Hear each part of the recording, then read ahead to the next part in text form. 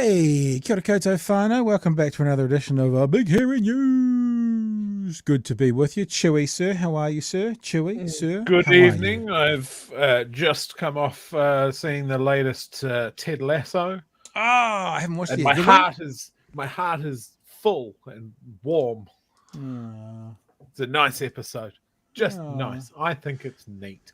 Very good. I haven't. We typically pick it up on Thursday just because it's busy, and then downtime Thursday. So that's when we typically... I can't wait.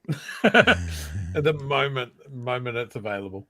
Hey, look at everyone in the chat already. Good evening, David. Good evening, Gareth. Good evening, Emma. Haven't seen you for a while, Emma. Nice to have you back again. Hello, John. And let me just say hello and welcome to John. John is our latest patron. He signed up to Patreon just in the last couple of hours, I think, actually. Oh, excellent. Thank you, John. That's appreciated. So well done, John. Thank you for being a part of what we do. G'day, Si. Hello, Mr. Anderson. Rob's in there as well. Peter's in there as well. Simon's in there as well. I don't know why I'm singing in a sing-songy voice, but I am. Good to have you all on board, team. Fun and happy to be with you. Of course, last night's show. Did you know that clip that we did about Christopher Luxon and also, the NCEA national standards kind of connection between national has gone bananas. I mean, for this little pissant show that we do, it's had like 100 shares, something like that. More than 50 anyway, less than 100. It's doing the rounds. It's still doing the rounds now. Very, very good. And also, I hope you've been enjoying, if you're following me on Twitter, my daily Chantal Baker updates. I don't know how many of those you've been watching. Oh, you one day you were saying words is hard or something, weren't you, Chewy? I saw that one. Yeah, words is hard. Both their meaning and their application. She struggles. Yeah. Also, just some more people got to say. Bonsoir. Hello, Vicky. If you have just become a patron, I'm looking at you, John, then what you can do is actually, in one of the first things we ever put up on Patreon, and one of the reasons we started it, was actually to put the Chantal Baker full interview up there, which it is up there. So if you are someone who wants to, a lot of people since the New Zealand Herald article came out quoting us and using it as a reference have been asking where they can see it. At the moment, you can still only see it behind the Patreon paywall. And look, there's a lot of reasons why that happened. We're not going to get into all the details now.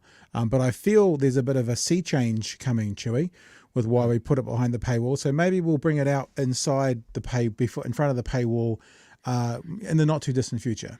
Now, obviously, we really respect and we value everybody who watches, but our patrons have been with us, literally helping us pay the bills for a long time.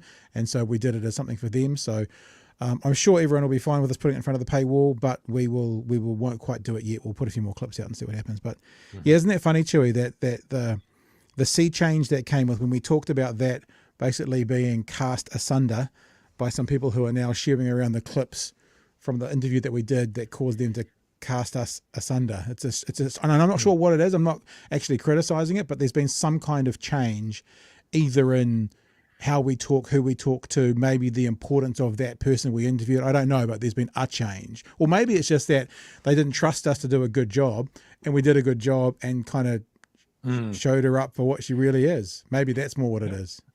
I actually quite like the fact that we've clipped down that article, that interview, pretty much for the same reasons why I'll never sit down and just completely scull a bottle of apple cider vinegar. You can do it in small settings. You can't do it all at once unless you're a psychopath. If you'd like to be a part of our team on Patreon, then head to patreon.com/Big Hairy News. It is some way to help us, what you're watching us right now. This program is called StreamYard. I think it's $70 a month just to have us, I was going to say a sponsorship, subscription for it. There are costs for what we do right now. As we're talking, we don't have any sponsors or advertisers really. We've got people who sniff around all the time who want to put their stuff out here, but this is who we are and this is what we do, and we're building slowly. And I've got to say, Chewy, since we started doing this about a year ago, we've had about a 600% growth. Because I was looking at something, and the thing that I was looking at was wanting to know how many episodes we've done. Monday will be 250. Now, Oh, we've you were actually, pretty much right on the button. yeah, we've actually done more than that because I did those Dunedin Mayoralty special ones, and that doesn't include the 4 or 5 pilots that you and I did like in 2021 when we were testing this thing out. Yeah. So if you include all of those, we're already at about 265 or 260. But actually just this, firstly, it was a daytime iteration at 11 a.m., I think. And then we started doing it at 10 p.m. And then we all realized it was a little bit too late for us. What were we thinking? Yeah. And we've kind of settled in on this 9 o'clock slot, and Mondays of just the BHN, not the Dunedin specials or the pilots. It'll be the 250th episode on Monday. Maybe that would be a perfect time. We do have a level of Patreon. It's $250. Maybe the 250th episode would be a perfect time for someone to sign up for that. Well, I'm just throwing it out there. God, that's smooth. Just throwing it out so there. Smoothly. Thanks. So yeah. So anyway, what I was saying was because I was looking back. I had a look at some of the first ones, and the view. And look, we're little, right? We get that we're little, but what we're being used for is a resource for some of our clips, and those things get shared around quite a lot. But the actual shows are quite little. But still, even the shows have increased 600% since we started. If you look at the number of times those were getting played versus now, so it's growth. We're getting there. People are finding out about us, and you can support us on Patreon, or you can just tell people about us. It's as valid. In fact, maybe it's even more valid, not to put people off being patrons, but it might be even more valid letting people know who we are and what we are. And it's fascinating seeing who's starting to follow us as well. Some people with, tens of thousands of followers themselves, because they're getting good information through what we're doing here, and then they're sharing that on. And it's just we're a community. We are. I think it's official. Right. Anything else? Are you laughing at what Gareth just said in the messages about finding funding? Yeah, absolutely. Yeah. They're not answering our emails, which is unfortunate. Yeah, no. Because apparently they've got too much money and they just don't know what to do. Now, speaking of too much money, the platform. No, I'm not talking about platform tonight. But actually, there is a reference point here to the platform. And I know people think we talk about Karen Plunkett far too much, but we showed a clip last night of Karen Plunkett talking about an article written about a candidate down our neck of the woods in Tairi, what used to be called, was it Dunedin South? What did it used to be called? Dunedin South, yeah. It's now called Tairi because just outside of Dunedin where Mosgiel is, it's the Tairi Plains, so that makes more sense. In fact, I'd like to live out there. East Tairi is actually, I'd like to live there. Go get a nice little farmlet out there would be nice. Just as a little aside, do you know how much flack I get for trying to pronounce that correctly now? How much? So much. All the time. Tairi? Decades of people saying it's Tairi. Yeah. And it's like, no, look at the spelling. It's Tairi. The funny thing about mispronouncing it there. The funny thing about that, this is a little side note to your side note, is that when I moved to Dunedin as a wanky Aucklander, a smug latte drinking Aucklander, I've had a couple of interactions with people down here. Basically, for people who don't know, the further south you come, the whiter it becomes. Like when I moved to Dunedin, I moved from West Auckland, right? And in West Auckland, I'd go to the Mount Albert Pack and Save, and it was Pākehā, Māori, Pacifica, Asian, African, Middle Eastern, it's just a literal melting pot. I moved to Dunedin and I was in Pack and Save once in Dunedin, and I looked around and I counted 50 people, all of them white. And it was a very bizarre feeling for me. It honestly felt like I'd moved to Norway. That's what it felt like. It was like, I did it in I was going to say Briscoes. Is that the right one? Briscoes as well, which is fine. It's how the situation of the population is. It's neither good nor bad. It just is what it is. But comes with that, what Chlöe's saying is pronunciation down here is of Māori place names in particular is shall we say, anglicised. But I have to say my little biases about that actually were shattered a little bit, because I used to actually live on Tairi Road. That was where our first house was. And I remember getting a taxi and it was like, da-da-da-da, Tairi Road. And she said, what? And I said, Tairi Road. And I spelled it and she went, oh, Tairi. And I always just go, yeah. I never kind of go, no, I'm saying it properly. And she went, oh no, you just pronounce it correctly. I was like, oh, that was interesting. So it wasn't like that's not what we call it down here. It was like this person who kind of went, yeah, we're saying it wrong and you said it right. Yeah, and I had been a bit of a shift on that. Yeah, and I had another one, and I was talking to someone about our trip down. When we left Auckland, we kind of took a tiki tour down for a week to get here, and we went to, Waitomo, and then we went to Taupo, and we did it. And I was telling this person, and she looked at me and she was like, other than the person who does the weather, you're the only person who I've ever heard say taupo correctly. But she said correctly, and I was just like, that's really interesting. And it wasn't a judgment, because when you see how white it is, you kind of think, and you hear about, like, you know, Groundswell having a foothold in down here, and you hear what the story we're about to fucking tell you as a representative of a white male in the Dunedin region, you kind of think that wouldn't be the case. But it was really interesting to me as an observation that people were kind of going, I like the way that that's been pronounced. That's correct. I can't do it. They never said this, I'm interpreting, but you're doing it correctly, rather than going, that's not what we say down here. We don't say it. We don't pronounce it like that. So it's an interesting observation. It's a worthy mention of weather presenters as well. Yep. Yeah. Because like that helps a lot, right? Is to actually hear someone saying it correctly. Like it's one thing to say, oh no, you're pronouncing it wrong, but to hear it, you know, and like coming up through broadcasting as both of us have, you know the effort that went in the early 2000s to get people to start doing a better job of it. Yeah. And that's the fruit that we're getting is people are slowly but surely getting it better.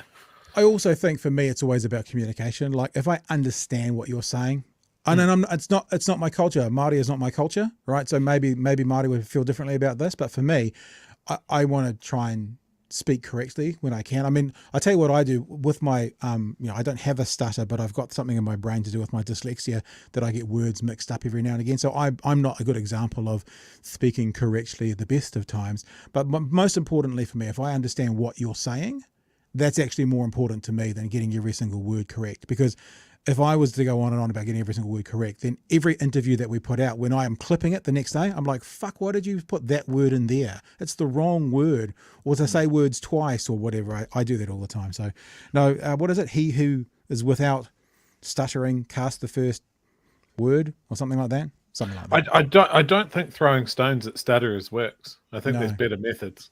No, normally strapping them. That's at school. We got strapped at school. All right, let's get on with this, shall we?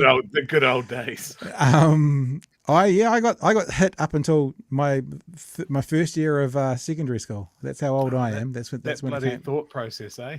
Yeah. Right. Let's look at this now. This conversation came up because last night we were talking about this gentleman. Sorry, wrong word. This dickhead, and Karen Plunkett was basically using the article that was written about him by Andrea Vance to talk down Andrea Vance, and in doing so, talk up the candidate. Right? Sorry, just a point of clarification. There's a Sean Plunkett talking down a female journalist. Yeah, and up that's a unusual for him. Male candidate for the National Party. Oh, okay. But the thing to take away from that, and this is what we talked about yesterday when I sort of refused to want to negate the assault at that protest based on some questionable things the person who had been assaulted had said. That's what the right does, and that's what Plunkett did yesterday, right? He was taking away from the point of the article by trying to poke holes in some of the information in the article. Now, at no point did he take away, you know, this guy is an abomination. You know, he didn't actually ever go there. He never actually necessarily judged the person. He tried to minimize what the person has done, which I will remind you about shortly if you went with us last night, by trying to negate the article. Now, we don't do that. Now, the other thing to be aware of, though, is two things can be true at the same time. The person who was assaulted at the thing can have been assaulted viciously and violently and can still be wrong in some of her narrative. Those two things can exist side by side in a universe, right? It doesn't have to be one or the other. It seems that many in the media, many in the world will only take one side. So Plunkett last night took the side of, now he didn't use these words, but I think this was a pretty clear message that this poor guy is being raked over the coals unfairly by this person. Therefore this guy's fine. You know, so he couldn't have in his mind, in his little mind, he couldn't have that maybe an article was written too harshly. I'm not saying it was, but maybe it was. And he's a piece of shit. Those two things couldn't live together in his head. He had to go with one or the other. Whereas I'm saying mostly in life, two things like that can live alongside. Now, the article wasn't too harsh. I'm not actually saying that, but in his mind, that couldn't even have gone together. If the article was a piece of shit in his mind, then the person was fine. If the person's a piece of shit, then the article's fine. He can't seem to, a lot of people, not just him, can't seem to figure it out. Anyway, I thought we'd catch up with Stephen Jack today, Chewy. I thought we might catch up with him and see where he's up to. See if we could get some more support for him maybe going on. Have you the latest story today? Well, I haven't even shared my screen yet. Hang on. Let me share my screen. What am I doing? What am I doing with my life? Which means technically I haven't tested my sound, Chewy, if I haven't shared my screen. So, shall we have a look today? National candidate shared a poem likening Jacinda Ardern to Adolf Hitler.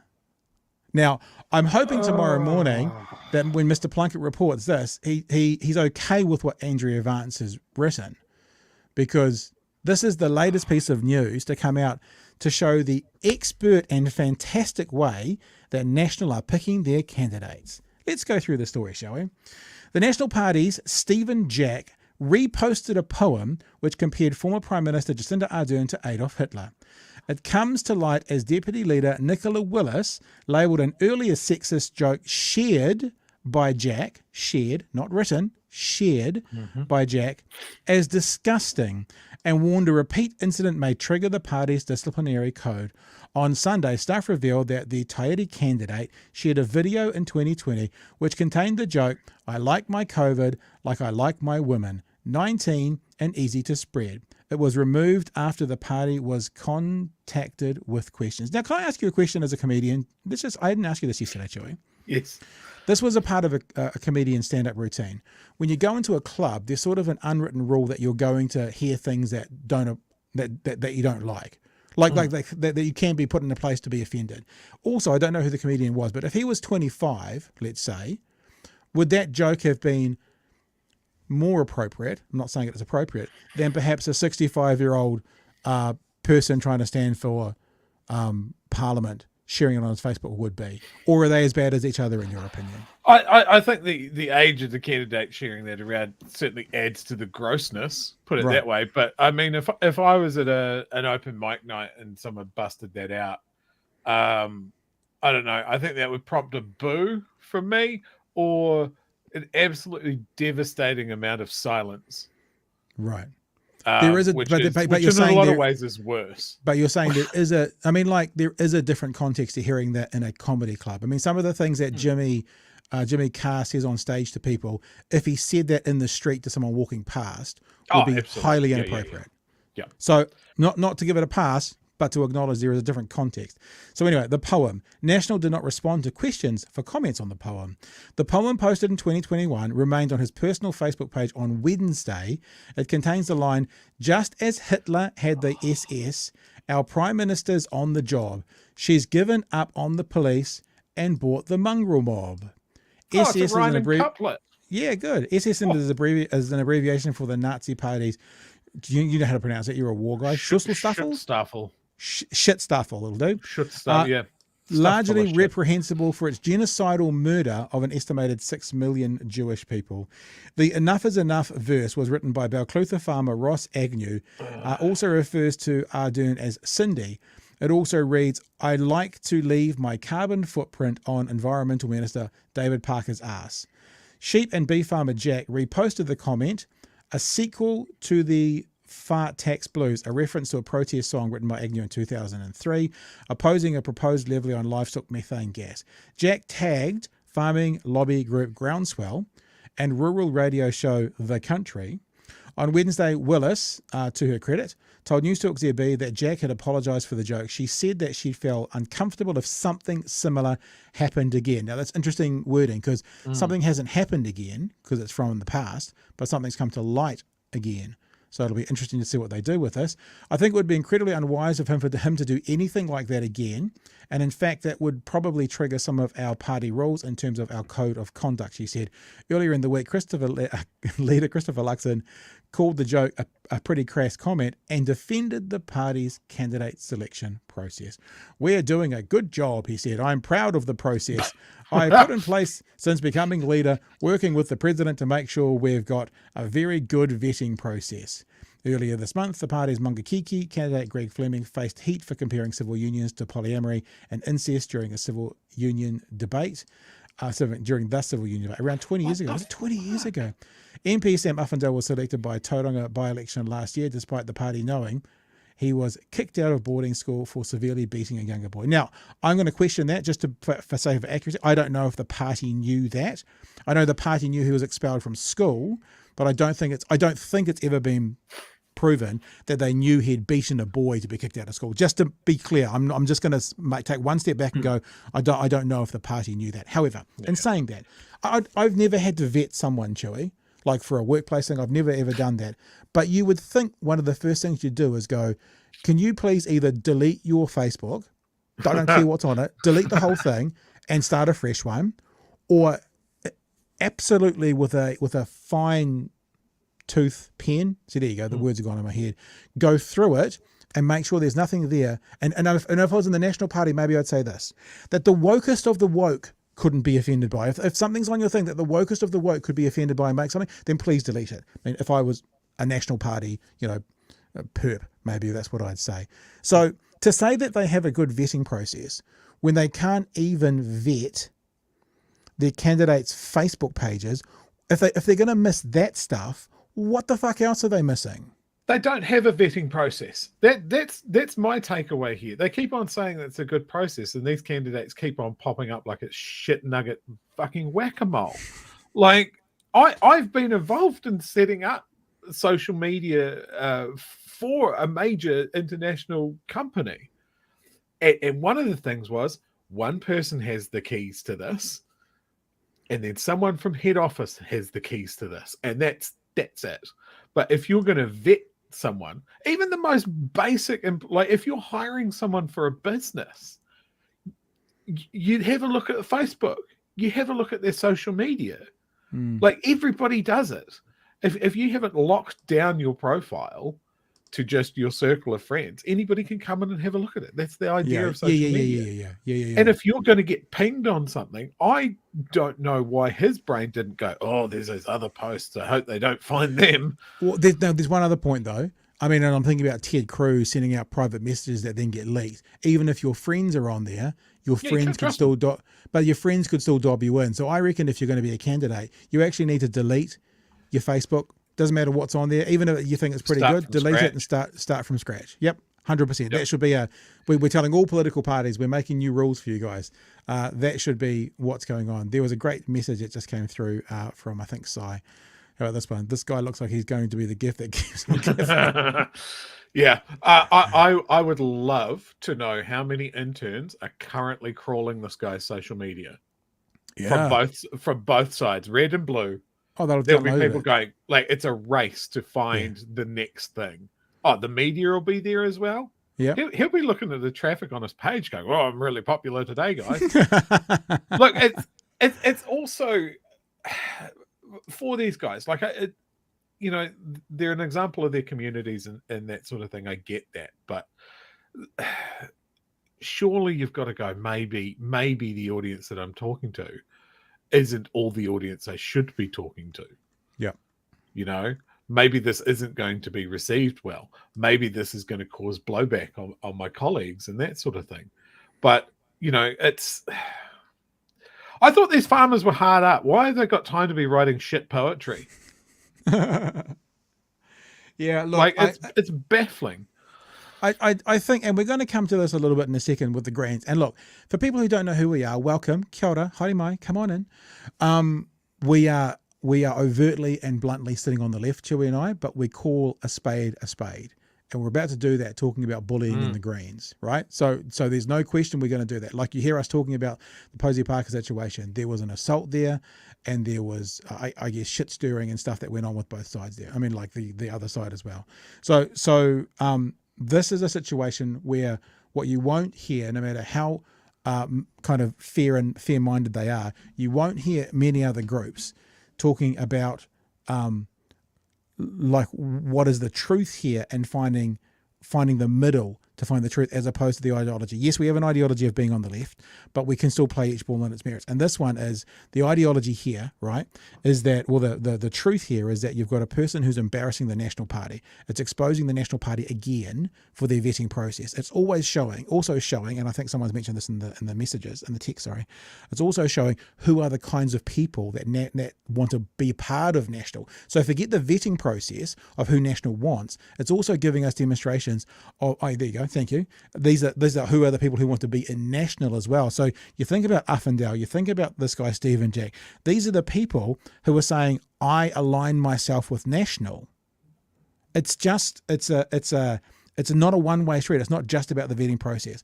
It's also about the people who want to be a part of National. Now, I'm not saying that carte blanche, because we're about to talk about someone who's potentially a part of the Greens, who might have some of their own issues going on when it comes to, and narcissism is a medical diagnosis, so I don't use that as an accusation, but you can say someone who may have like narcissistic tendencies, or certainly someone who puts themselves on a bit of a pillar, it would appear. The allegations are. So anyway, anything you want to wrap up with that, Chlöe, before we move on? No, I'd like. I agree with you, chat. Like, there's going to be something else. I can feel it. There's going to be something else out of Jack. So how about this? What's going to happen? Because, I mean, Nicola Willis, and I applaud her on her stance about there better to be nothing else. This is not something new. This is something old that's been found. So is this going to bring out the code of conduct, or is she going to say, well, we've given him his warning, that should have been cleaned up and it wasn't, and he apologized again, but this is not something new. What do you think is going to happen? Oh, hard to say. Look, I think there's enough noise around this guy, but can they scrub another candidate?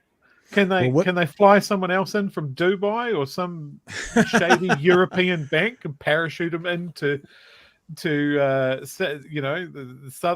southern region again? Like, where are they going to start pulling these people out of their young gnats soon? Well, what's going to be the most fun about this thing, Chlöe, is I've been thinking, actually, much like we did with the mayoralty candidates, is we should definitely do some local candidate conversations in the Dunedin region. I'm sure he's going to be real keen to come on now. And he'll be on his radar, on our radar. Right. Let me say this as well. We're talking about, as we grow and get a bit bigger.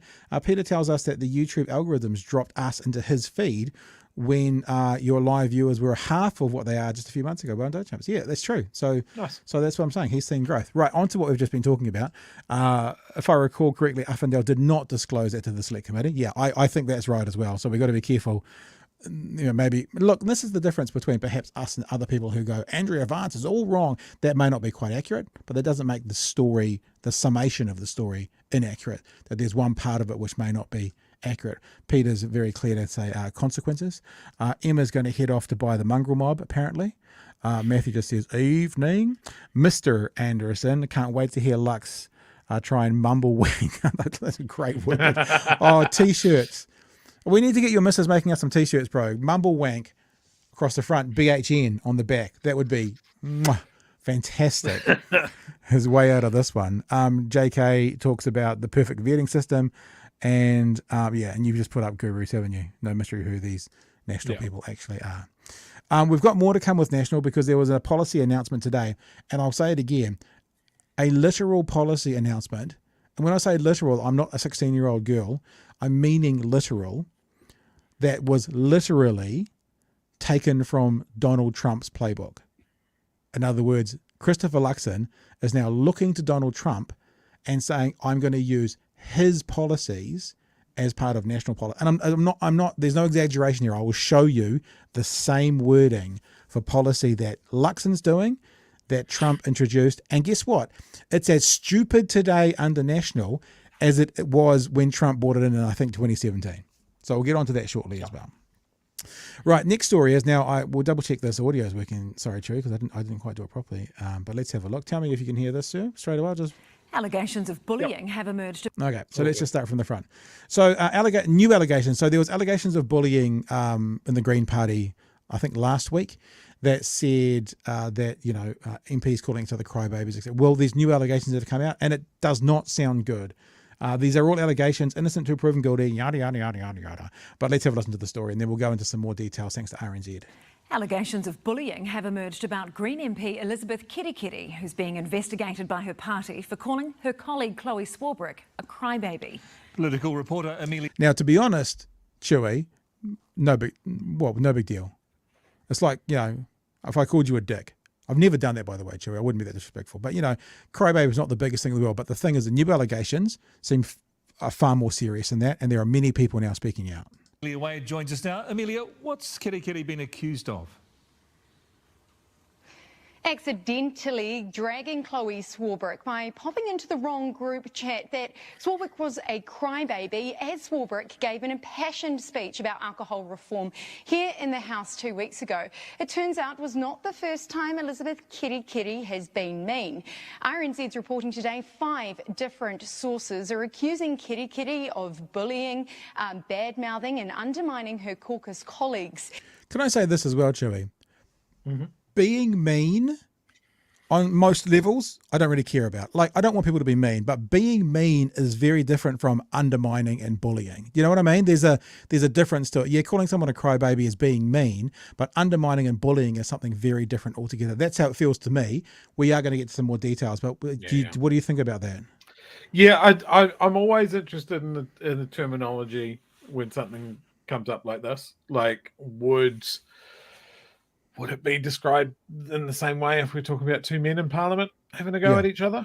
It's a side issue, but an interesting one nonetheless. Or if that was thrown across the debating chamber, if you call someone a crybaby from the other side across the debating chamber, probably not such a big deal. However, as is with much, and maybe we've just talked about this with Steve and Jack, what you see on the surface of an iceberg, there is like 85% more to come underneath. And it appears that crybaby comment might be indicative of some more serious things going on. And I'm saying may because these are allegations, but they're from 5 different sources, which they mentioned the RNZ article as I just did, but then we're going to show you the RNZ article and give you a few more details.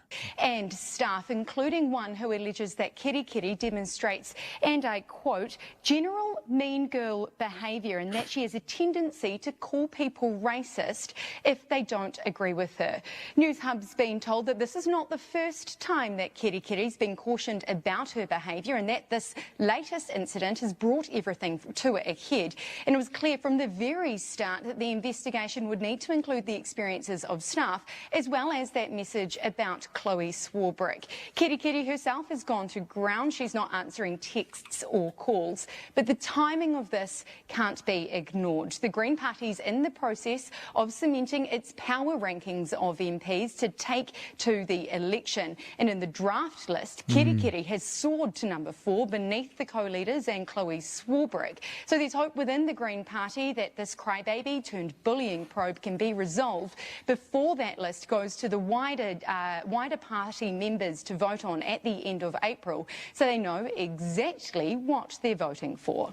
Now, the thing about this is, Chlöe, is, I think that the Greens have got the most well-defined kaupapa of any kind of group, most define kind of what we're about now, ethos, what it really is. If these allegations are true, and we're going to get to some more details shortly, and Kerekere is actually a bully, I wonder what the vibe is amongst other Green Party MPs to have her at number 4 in the rankings behind the two leaders and arguably the most popular Green MP in Chlöe Swarbrick. That if you're putting if the leaders know about this, and if this is a known situation, I wonder what else is going on within the Greens to have this person who was obviously seen by many as trouble, quote unquote, my words, elevated so highly up the power rankings. Yeah, I mean, correct me if I'm wrong here, but my understanding is at the moment with the Green Party, there's a draft list out of their party rankings, and then that goes to the membership and they kind of vote on that, whether they agree with it. This is going off like a hand grenade right in the middle of this process. So, on its face, this can't be good for her. Like, I think we all agree that Chlöe has a lot of pull within, I guess, the general public and the Green Party membership especially. this has got to have an effect on that process. So I do have questions over, has someone got an axe to grind? Is there an angle that someone's playing? Not that I'm saying that this isn't true. Are you suggesting? Let me just hear. Are you suggesting? And I know you're not making this accusation, but are you wondering when you say axe to grind, like another MP wanting to leapfrog her, or there's some kind of politics behind it? Is that what you're kind of suggesting? I'm wondering if there's a little bit of backbiting going on, or someone wanting to throw a spanner into the Green Party, in the run up to the election. There's so many angles that it could be. Well, we'll look at that because actually, unlike many on the right, I typically trust journalists in their reporting, especially if they're using sources, even if they are government funded. And we're going to have a look at some details first. Let me just say also what Rob's put in here. This is interesting. The evidence sounds a bit sus. It sounds a bit sus to Rob, I think, because claiming that some people call people racist all the time is a literal right-wing meme. It would be good to see the investigation happen. I know. That's one of the things I thought as well. It is actually the classic example. Well, it's, you know what it is? We've talked about this a lot. When the left give the right validity to their narrative. And that happens sometimes. And we've talked about the Posey Parker situation, and we've talked about, when Chlöe and I got kicked out of the boat, and these things as well. When things happen on the left, and the right will claim that to shut down conversation, the left, quote unquote left, will just call you racist, or they'll call you a white supremacist, or they'll call you a homophobe or something like that. Now, I don't question some people on the left do that. And if this is what has happened in this isolated incident, I don't think the left does that, but the left is made up of individuals, and I would guarantee you that some people on the left do that, just like some people on the right are white supremacists. But if that is what is actually happening, it is it's like when you walk out of an argument, Chlöe, it is actually not a passive movement. It's incredibly aggressive because you're taking the argument and you're walking out. That kind of narrative, or that kind of thing, if it is happening, is an unbelievably aggressive power move because you're shutting down the conversation. Now, I'm saying if, because I agree with Rob, good to see the investigation. But let's go to what RNZ has reported, because who did we just watch? Was it News Hub or TVNZ? Might have been News Hub. News Hub is reporting is in far more detail. Green MP sources accuse MP Elizabeth Kerekere of bullying. A few things I'm going to read you here. Pardon me for my dyslexia if I start mixing up words and stuff, but we'll go. Five individuals close to the Greens, including current and former staffers, have spoken to RNZ. They're pretty good sources. Yeah. Right, so to start with, they're pretty good sources. Have spoken to RNZ under the condition of anonymity after Kerekere accidentally sent messages to a group chat which were unsupportive of Auckland Central MP Chlöe Swarbrick. The Greens launched an internal review into Kerekere's conduct after the messages were leaked to RNZ showing her complaining about Swarbrick's good fortune, to have her legislation be debated. That sounds like jealousy to me. To have her legislation be debated at the time MPs were being ranked on the party's list. Kerekere also wrote, OMG, what a crybaby, but later denied the jibe, referred to Swarbrick. Those spoken to by RNZ said the messages were characteristic of the Tairāwhiti-based MP's behaviour since her arrival in Parliament in 2020. Now, before we get into the accusations, remember, this is 5 people involved with the Greens, including current and former staffers. So this isn't randos. This is people who know the inner workings. Doesn't mean it's true, but they're credible sources.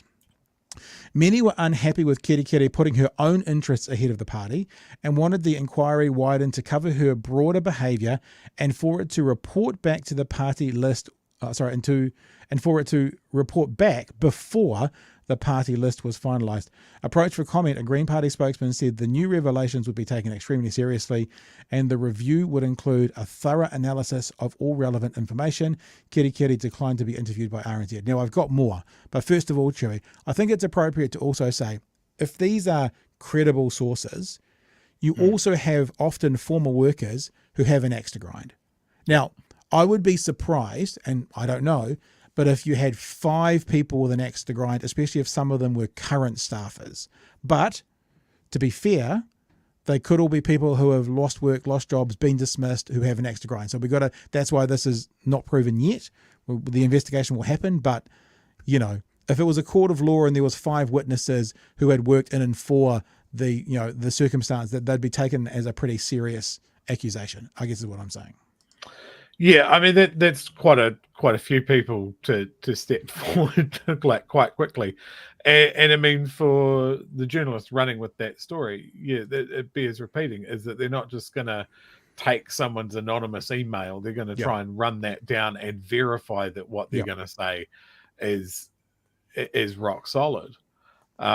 And I would say if you're working for the Green Party, this might be reaching a little bit, but if you're working for the Green Party, you'd be pretty much a true believer, right? For sure. So yeah, You're not going to want to bring the party down, is what you're saying. no, but you may want to take someone down that is ultimately going to be bad for the party.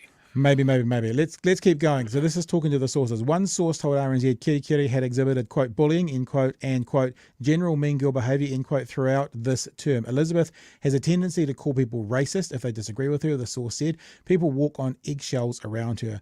The source said people had not spoken out before now because they were concerned about the reaction from Kerekere and her supporters within the wider party.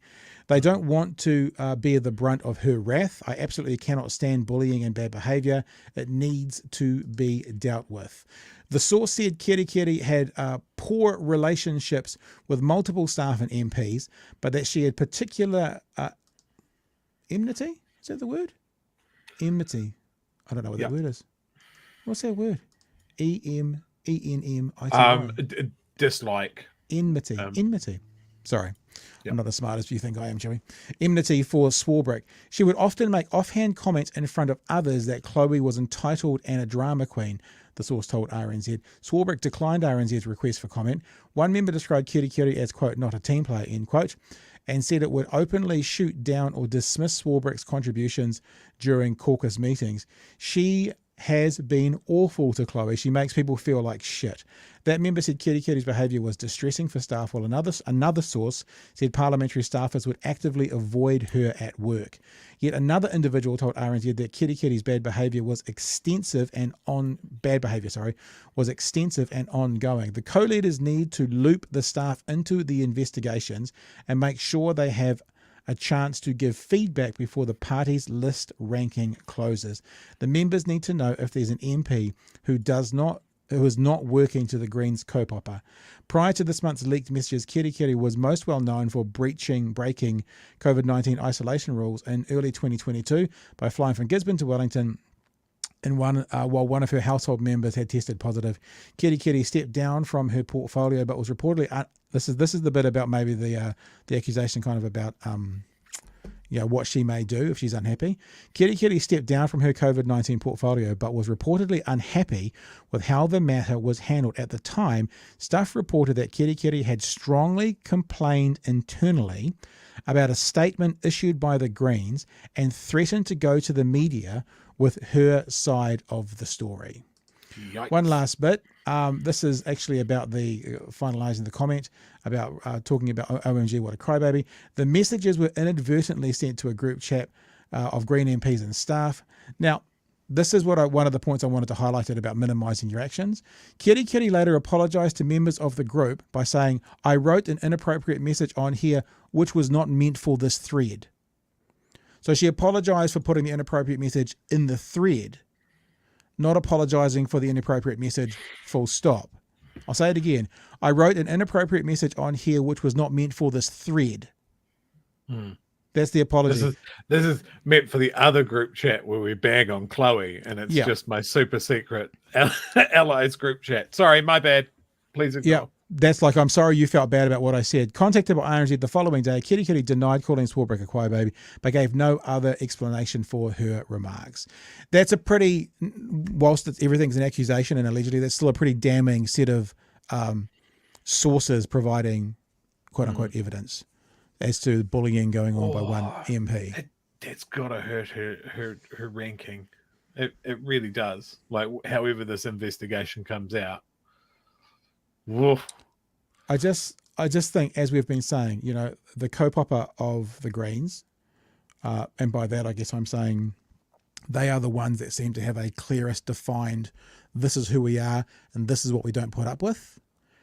If these allegations are true, then I don't know if it's bad enough to expect removal, but what that means is you've got someone who is now going to need almost constant supervision. I noticed someone mentioned Sharma in the chat, that then parliamentary services didn't want to work for them. Then they'd have to monitor what was going on to keep them in track, to make sure he wasn't continuing on with his behaviour, this alleged at that time behaviour. I sometimes wonder, and I'm trying to think of the guy's name, and it'll come to me mid-sentence, I'm sure. The left, do I say typically? The American senator who used to write for Saturday Night Live, comedian, and he had a photo come out of him of doing this over women's breasts. His name's eluding me right now. You watched it come up that quickly in the text. He was gone. He wasn't actually fondling or doing anything. He was doing a comedy night, and he had his hands hovering like this, making a joke at the camera at like a USO show. And that one thing, he resigned. He was gone. The left seem to throw themselves on their swords quite quickly. I'm not going to say that in absolute, because people are going to start mentioning people who they haven't done that. The right, in my opinion, seem to just stay and stay and stay and stay and stay and stay and stay. So this is from the left. Al Franken, thank you, Paul. This is from the left, and I'll be interested to see whether, if proven true, she throws herself on her sword, or whether the party lets her go, or whether they demote her to number 20 on the list. Yeah. Now, John made a comment before, and he's prefaced this by saying it's devil's advocate time. Sure. So we've spent part of the show talking about the Nationals vetting process shows us who they are. Whatever happens here is going to show us who the Greens are. Now, we've already seen some of that with the leadership tussle that they had, that so many political commentators were going, oh, James Shaw's going to get rolled. And Greens doesn't always operate like the other political parties do. Someone put forward a motion that they wanted a new leader. It went to the membership, and they went, "Nah, we're good with who we got. Moving on." I don't think what John's repeating is quite what I said. I mean, correct me if I'm wrong. If I said it wrong, I said that what the tidy candidates thing shows us is the vetting process of National, and the people who want to be National MPs. So if you're going to do the same, you'd say, if we're doing that, we'd say these are the people who want to be Green MPs, not who the Greens are. See the difference? Who the Greens are is who the party is. But I was saying the kinds of people who want to be National MPs. Now, I think that would have validity, and I know that John is playing devil's advocate. I think that would have validity if there was 7 other examples of this, like there is for the National Party. Yes. The list. Yeah, it'll so be that forever referred to as the list. That would be the thing that would make me go, look at these kinds of people who are trying to be Green Party members, as we've said that with Stephen Jack, the kinds of people who want to be National MPs. But I'm completely open to that conversation, as we always say. We if it's worth talking about, and we're going to be consistent. It's one of the things we strive to do. You know what it is when you've got a list of 7 other people with dirtbag tendencies? You have a culture problem. Yeah. And a culture problem in any workplace or organization is really, really hard to solve. You have to burn everything down and start from scratch. Yeah. So. Yeah.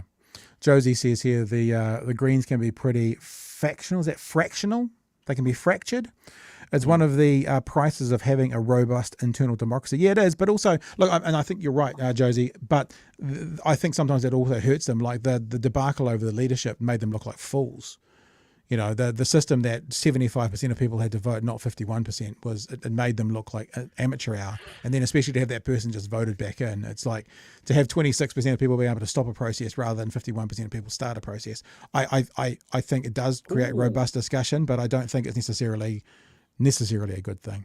Ben's just jumped into the chat there with something that I'm going to frantically Google right now. Me too. I'm doing stuff. You go somewhere else. All right, I'll go news on. No, I'll go Radio New Zealand because it makes nothing me on the feel front page smarter. of stuff. I'll go Herald. Yep, got it. Bing, bing, bing. Show, bring it up. Breaking news, people. Now, we should be trending right now. We're the first people to broadcast this live, literally. RNZ, bring up the story. Where's my bloody tab? No. Just trying to. I've got too many tabs open. There we go. National candidate shared a poem of. Oh, I just thought I clicked on one that said resigned. Oh, they've put the headline up so bloody quick. Yeah, 1 minute ago, National Party candidate Stephen Jack has reportedly resigned tonight as the candidate for Tahiti after it was revealed he shared a poem online comparing Jacinda Ardern to Adolf Hitler. A National Party spokesperson told RNZ tonight via email that Jack has stepped down as a candidate. The spokesperson said that the party will open selection for the seat in due course. Earlier stuff then reported yada yada yada. So there you go. RNZ reported it 1 minute ago. We reported it second, and probably the first to broadcast it live. And thank you Booyah. to the chat. Who called that? Ben. Yeah. Good job, Ben. Beautiful man, Ben. All right, well, that adds another whole wrinkle to this whole thing, because then, okay, so let's continue on our conversation about Elizabeth Kerekere. Not that it's the same necessarily, but now you have an example of someone on the right going quickly. What does that mean? Mm-hmm. It's just kind of negating the point that I was making. You got to kill the story so quick. Yeah, like National have a trail that people can link together of shitty candidates doing shitty things. Yeah. The Greens need to do a robust investigation, a transparent investigation, and then go, cool, see, we fixed it, moving on, job at hand. Because the next story that comes on is like, oh, actually, our membership have voted on our draft list, and there's been some updates. I always find it hilarious when the people in the chat are the funniest people. JK says the National announces ex-USA President Santos and then new candidate. So, very good. All right, now we'll keep an eye on that. We're back tomorrow night for one more. I'm sure we'll have more news on. So it's funny thing is we'll probably have more news on it tomorrow night. Then we'll probably never talk of it again, other than mentioning his name on the list, Chewy. So let's get over to see Mr. Luxon starting to take on some Trumpian policies and try and bring it into New Zealand.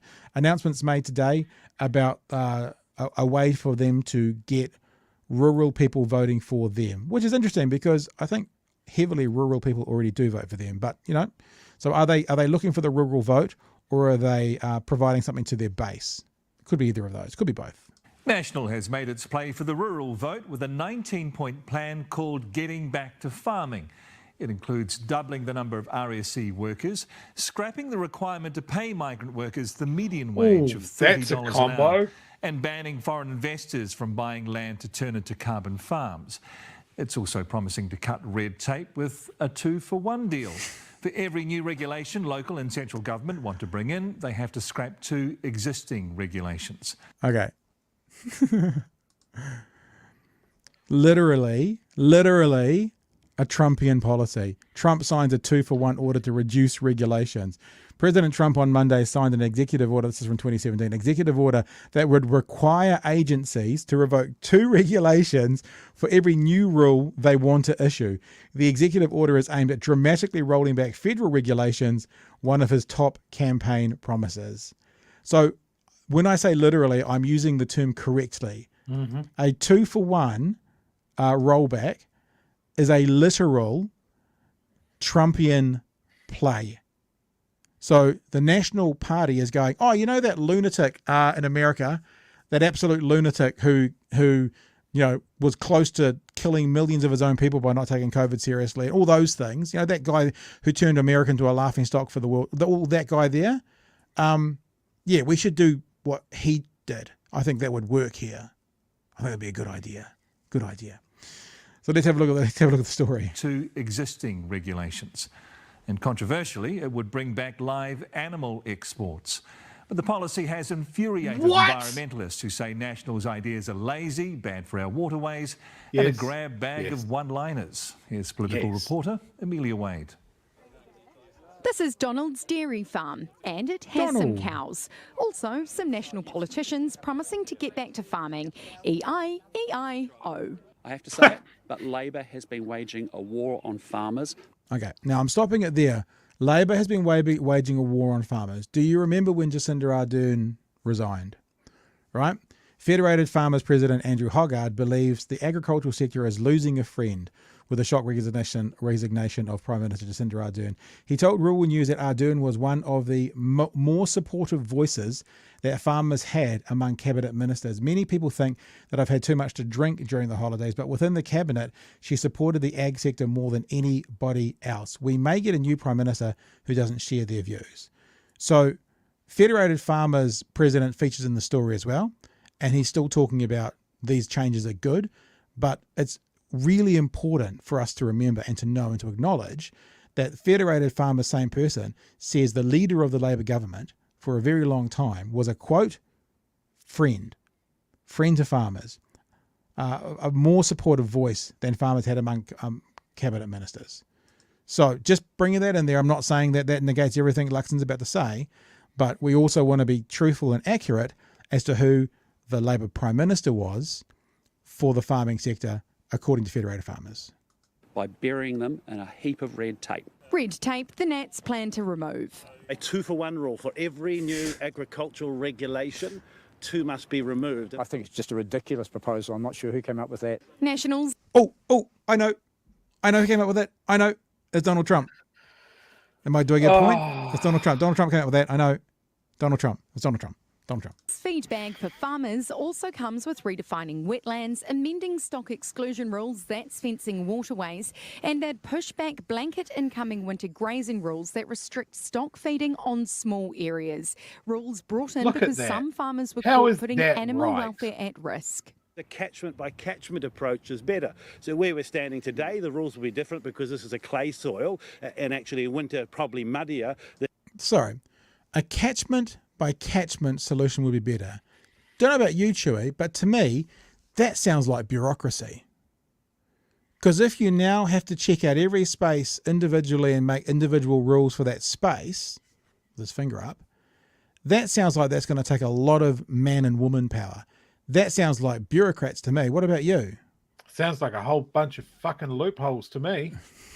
Then up north where we're going where the soil is free of draining. So at a high level, reasonably happy with what we've seen here. It's been issues that we've been concerned about for a number of years now. National would also like to see the return of live animal exports, a controversial industry which was worth about $340 million to New Zealand, 0.2% of our primary sector exports. But it was banned after a livestock ship sank in 2020, killing 41 crew members, including Kiwis, and about 6,000 animals. Here, National's actually proposing more red tape.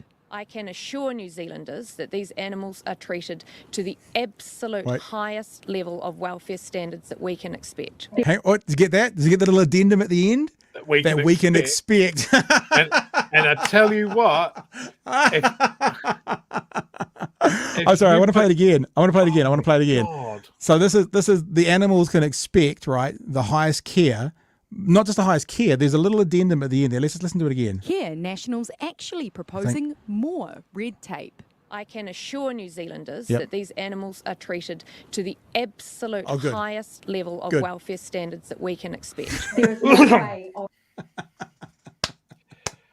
Can I just say, as someone that grew up in Timaru where a lot of this live exporting was done for many, many years. Yep.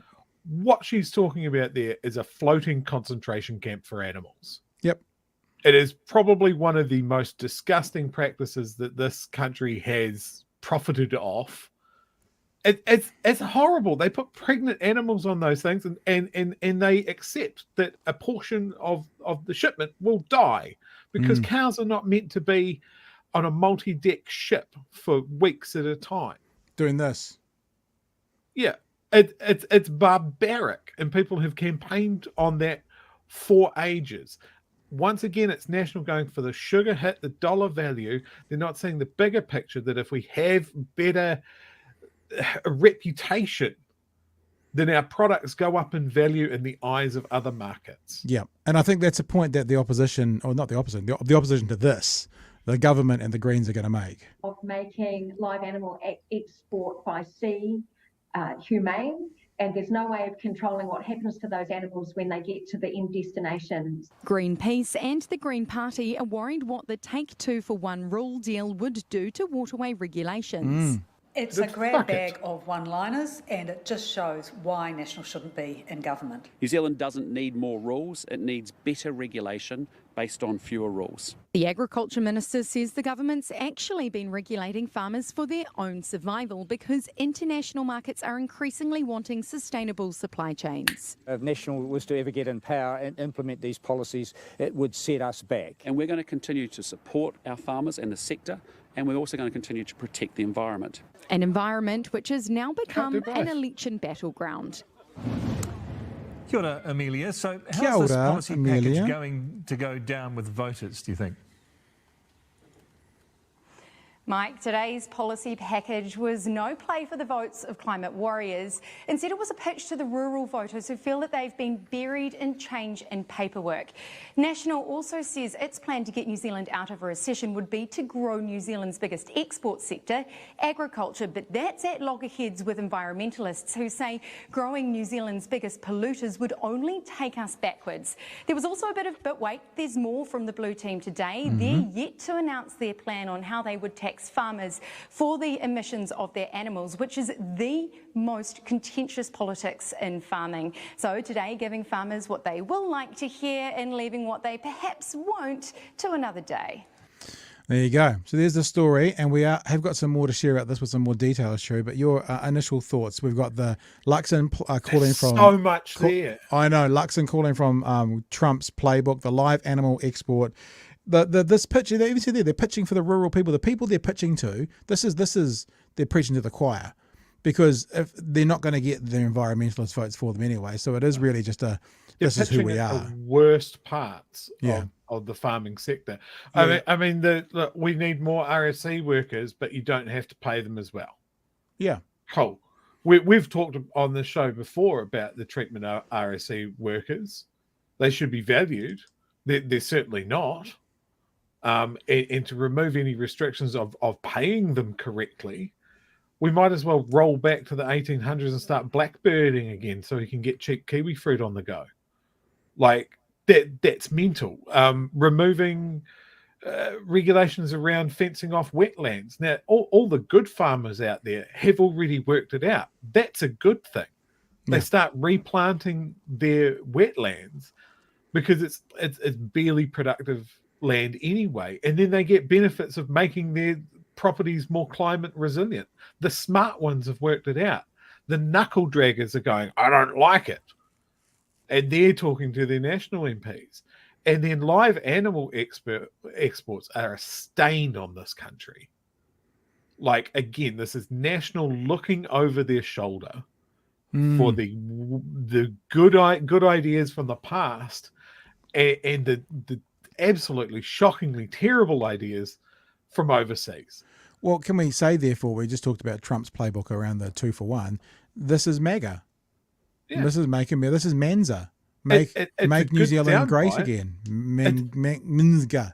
Because it's looking back, as you say, to try and, in my day, we could stick, what do you mean cows? You can stick them on a boat and send them over there. I get another $1 a kilo for them. Why wouldn't we do that? I can do that.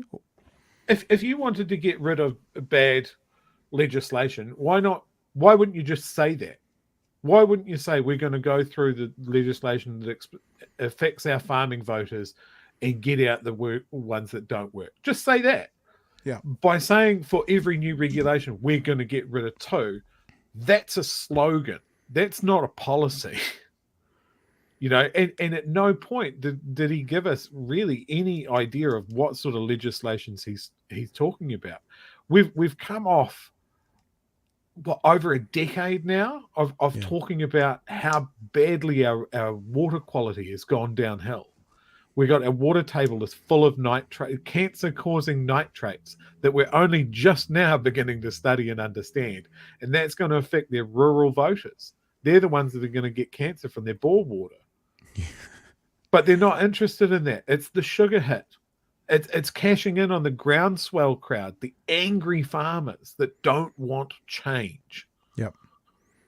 I was just thinking, not good for this country. We could actually do MAGA, but there's 2 problems though, because it would be make Aotearoa great again, but the people who would adhere to it would never say Aotearoa. So there's a bit of a juxtaposition there. Let's just have a look. On a hat. Let's have a look what was reported on One News as well. This is about Eugenie Sage. Sage said the latter is the 2-for-1 rule. Every new regulation introduced 2 existing ones. The latter would result in changes to environmental regulations, which was designed to protect water quality.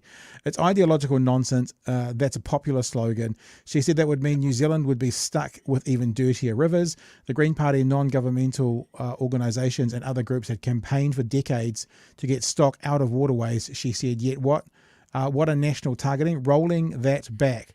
What does that mean? More stock defecating in waterways.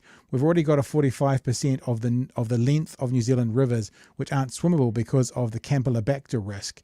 That would worsen that. However, said the Greens, we're really pleased National recognised the need for residence pathways for migrant workers, thought that they needed more protection from exploitation. We want Labor to come on board with that. You can't allow the agricultural industry to exploit them as cheap labour. She said the ban on animal live exports, which comes into effect this month, was long overdue. It's 0.2% of export revenue since 2015. It damages our reputation as well as risking harm to the individual animals. Even with the best intent, stuff happens. I think this came into case, I saw it perhaps on another clip, where there was a boat that went down with live animal. Well, 600 animals died and something like 40? 6,000. Oh, sorry, 6,000. And something like 40 people, including Kiwis. So, and that was like the catalyst or the thing. Sorry about that, 6,000. I'm just remembering my defecating brain. It's only 2% of revenue, a damage to our reputation, risking harm to the animals. Even with the best intent, stuff happens. We think our reputation and welfare of animals will come above a very small revenue that's gained from these shipments. So there's the overall story for you. National's been kind of crowing a little bit that they've put out like 4 policies in 6 weeks. Thank you, David. David just confirmed me that 6,000, my bad. I just kind of hope they keep doing it. I do. I just hope that these things keep coming, because I think what this is going to do is be really attractive to a really small group of people. And most sane people, like our conversation last night about Bill Maher, right? The old school lefty is now a centrist. I think if you spoke to most of New Zealand about live animal exports, most of New Zealanders would not be on board with that. I think most of New Zealanders would see it as cruel and inhumane. So I'm like, yeah, keep coming, National. Keep bringing up those old school hits, and next we'll be talking about abortion laws, and next we'll be talking about, it's like, cool, keep it coming. Yeah. It's not smart politics, even though I say often the right tends to play politics better than the left. At the moment, I think it feels like maybe they're being run by the water boy. Maybe that's what's going on here. I mean, we are generally seeing like record profits out of our farming sector. Like the export dollars are huge. The exporters have not suffered under Labor at all, but that doesn't tie into the narrative that like this idea that Labor hates farmers is something that's come from the dropping of the subsidies in the 80s, and National have been eating out on that since. Sorry, just those words "eating out" just didn't quite sit well with me, especially with dining out. Dining out's better. Thank you. Dining out. Dining out on that for literally decades. But again, you hold up how farmers are actually treated. Like National made massive cuts to biosecurity and mismanaged the M. bovis pandemic. You had farmers having to cull their entire herds and quarantine their farms because of the mismanagement of that. National doesn't give a shit about farmers. They care about winning. That's all. I have a really dumb question. Maybe we should get someone on like David Farrer or something, because I just want to ask a question. Can I ask a question? You may. Why would anyone vote for National? Like what is it? It's a serious question. Like, what is it that would cause people to vote for this? Because if you're someone who's conservative and you like conservative, fine, but these guys aren't doing that well. Like, what is it? Why is this even, like, there's been a lot of criticism of National by people within the National area in the last wee while, because they're like, this Labor government's terrible. How can't we be so much further ahead? I'm like going, actually, why is this even close? Why would someone vote for National right now? What is it? Other than fuck you, Labor, which is not a particularly clever way of doing politics. But what is it? What's inspiring about National? What actually is happening that would cause people to want to vote for National today? I tell you what it is. It's never aspirational. It's always fear. Right. You're losing control. The country's changing too quick. This group is getting benefits while this group is not. It's the same old playbook, and I'm sick of it. I mean, it's worth noting that when we talk about farmers like that, like I cannot believe that anybody builds an argument that says X party in New Zealand hates farmers. Our economy is linchpinned by it, and any government that literally hates farmers is waging war on farmers is a fiction. And I would hope people that could see right through that. The other part of it is the voting base for farmers is not that big. They cover a large area, but there's not that many of them, and not all of them are knuckle-dragging fuckwits. In fact, I'd say the majority of them aren't. We've got a very loud, very noisy minority that punch well above their weight. It's almost like it's almost like there's a groundswell of a few people coming through. It's like they're building a bit of a groundswell, maybe a little bit, maybe. Very much so. You know, and I just hope people see through this. And I think this is the biggest problem that I have going into an election is you've got to trust other people, and I'm just not built for it. People are saying, why would you vote for National? Because of greed, to own the Libs. It's the anti-Labour vote. Just hate Labour and the Greens. My dad votes National because he hates tax. Vicky, as I do want to see one of that too, Pat. Propaganda and fear. But the thing is, the tax is not going to change under National. There's the appearance that they're going to change it. What have they changed? What do they change? 1% here? 0.5% there? It's not going to change that much. It's not going to change remarkably to help. Other than the top 1%. If your dad's in the top 1%, then, you know, lucky you. But other than that, it's not going to make much of a difference. Propaganda and fear. Use of fear. I mean, like, you know, to be honest, we are speaking to our echo chamber here. If there's someone in there that wants to put their hand up and identify as a National voter, why the fuck do you vote for them? And look, I get it. I get that it's politics and I get that it's tribal and you vote for your team because you vote for your team. But actually, if you had to sell why to vote National, maybe we should do this tomorrow night. Maybe I'll try and do some work on this tomorrow. If you had to sell, maybe we'll try and get a couple of guests. If I ask you the question, sell me why I should vote for National, and sell me why I should vote for Labour, or sell me why I should vote for the right, and sell me why I should vote for the left, what would the answers be? And like, this is one of the things, and you guys all know that my religious background and stuff, I'm just have an incredibly like soft spot in my heart for that community. The thing I endlessly battle with friends in that community about is, you know, that community should be looking after the widows and orphans. And that's not conservative politics. No. It's not the right. Not at all. Those communities that believe in things like, you know, putting others ahead of yourself, and those that will be first will shall be last, and following things, people who call themselves the Prince of Peace, and they should be looking for parties. I'll tell you what, Joey. Look, this is tangent time, right? We haven't had one for a few nights. I know that some churches, for example, this is a massive tangent, but they like to put Māori words and stuff up on their big screens and sing Māori songs and use Māori phrasing. Oh, kia ora whānau, ki te pia koe, oh, kia ora, kia ora. And I just want to say to all of them, I want to go and speak in a church. If you're in a church in Dunedin, invite me, I'll come and speak to you. And I want to say to them, stop fucking, I might not say that in church, stop fucking using Māori words and language and putting out this portrayal like you love Māori people and you have a heart for Māori people.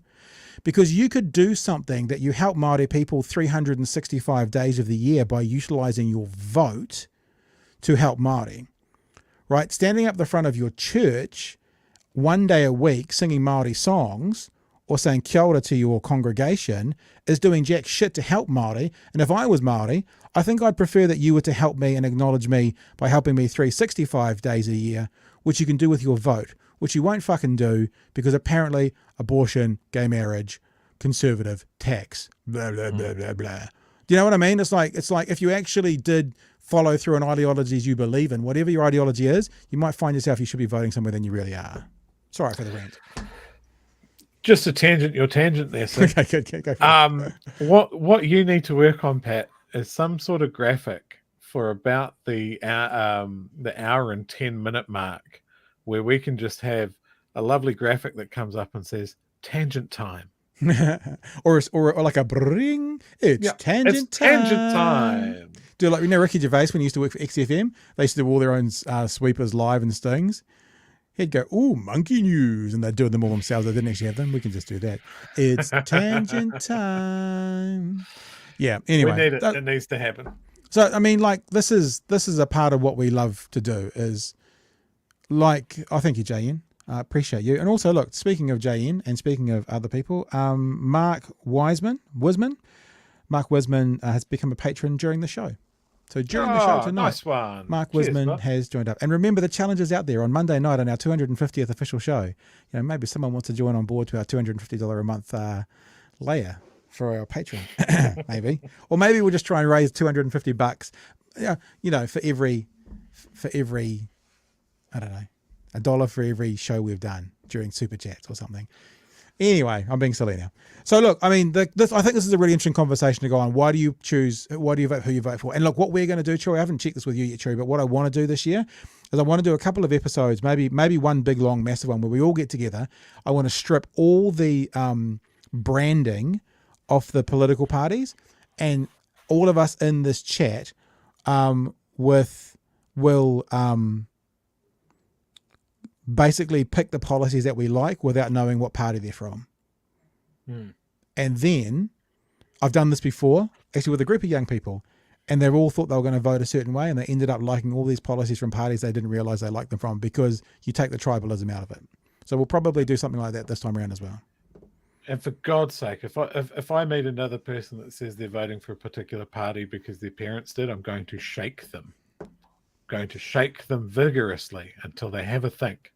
Let that little pea brain pinball around in their head until they come up with their own thoughts. I'll ever think about that question. Why do we vote for who we vote for? Maybe I can find an academic to come on tomorrow night or something. But I'll chat. Well, let me make this commitment to you, Fano, as I bandy around words that I then aren't going to spend 365 days a year looking after Māori. I want to chase this. I think this is a really important topic. You know, I actually think not being tribal is really important. And yes, I realize not being tribal might turn people away from where I'd like you to vote for my party. But I actually think it's a really important thing we need to do, is to figure out why we're voting for who we're voting for, and not just because I literally cannot think of a reason that I would vote for National right now. You know, I just can't. But hey, look, it's a good topic. As you love to say, we like to walk and chew gum. I've never said that. Don't put those words in my mouth. That's never come out of my mouth. It'd be good to have some people on to kind of try and sell us on it, try and break that echo chamber. It's something that everybody should do, right? Yeah. Is just don't be complacent that's where it's coming from, or at least understand what even if you want to be really tribal, understand what the opposition's about. Know your enemy. Yeah. And John, hell no. Absolutely. Make 250th episode. Idea. No, because we'll be here till 4 a.m. That's a murder-suicide pact right there. No. It's going to happen. You know what's going to happen? We're going to be here till 4 a.m. and I'm going to be doing this with my bank account, going, oh, fuck, I want to go to bed, and doing the last $200 myself. So no, we won't be doing that. But thank you. All right, guys. See you tomorrow night from 9 o'clock. Be safe for the next 24 hours, 23, 22, fucking 22 and a half hours. And yes, remember Monday night, 250th episode. It doesn't really mean much because, you know, 11 weeks after that, it'll be the 300th episode because we do 4 of these a week. But actually, that means the 300th will come up around the election time. Ooh. Well, I'm sure on Monday we'll find out who National's new candidate for the now vacant seat is. And what sordid life he has led, because it will be a he. And what sex dungeon he's. Maybe they could go to that stock photo from Tauranga, and they could lift off their next, you know, middle-aged white man and just shift them. What white bread dude they fly in from overseas from his job in a sketchy investment bank or no one can, you know, look, Lockheed Martin or something. This sounds really arrogant, but no one should ever forget that point we made last night, right? where Luxon said, yes, we'd like more diversity, but we got decimated in the last election. What that means is all the brownies were down under number 21. All the whiteys were the top 20 positions, no diversity. So because it's not they've got no diversity, and it was unfortunate. It was like, actually, we planned to have all these non-diverse people at the top, and because we didn't get the vote, all our ethnic side got away. So, but we'll bring in someone who hasn't even been in this country, who's been working for the government in the Middle East, and we'll put him in Wellington Central. Nice. Love you all. Thank you for joining us tonight. We'll be back tomorrow night for another edition of Big Hairy News. Be safe. We'll see you then. Hooroo. Cheers.